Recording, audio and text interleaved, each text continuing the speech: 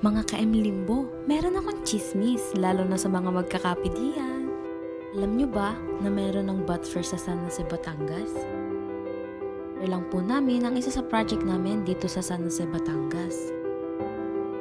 Dito po sa fixed panel, gumamit po kami ng 1 3/4 by 4 na tubular at SOBC glossy black po ang kulay.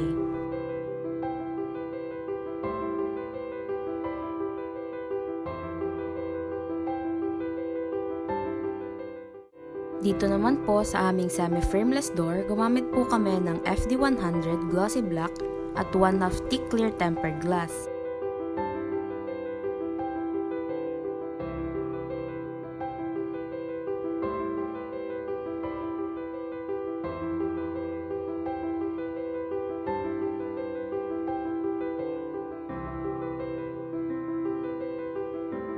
Overhead po ang ating door closer dito.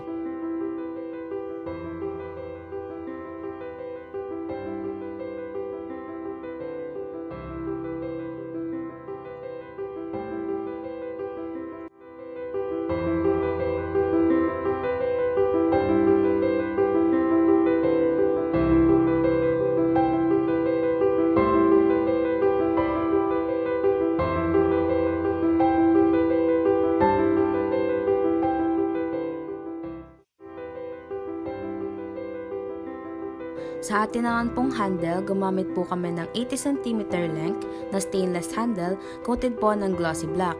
Bale, makikita niyo po dito ang actual na pagkakabit ng semi-frameless swing door.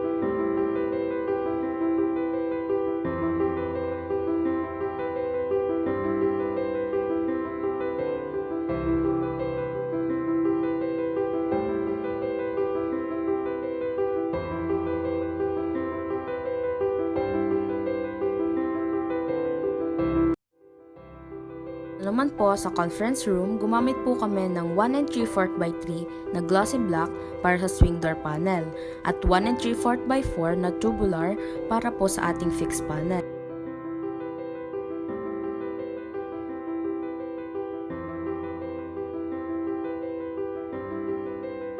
1/4 thick naman po ang glass natin ditong ginamit.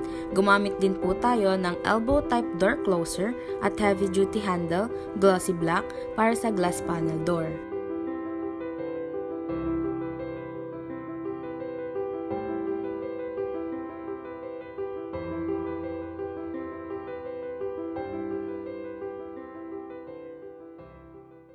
Yan po ang isa sa aming finished project dito sa San Jose, Batangas. Thank you for watching!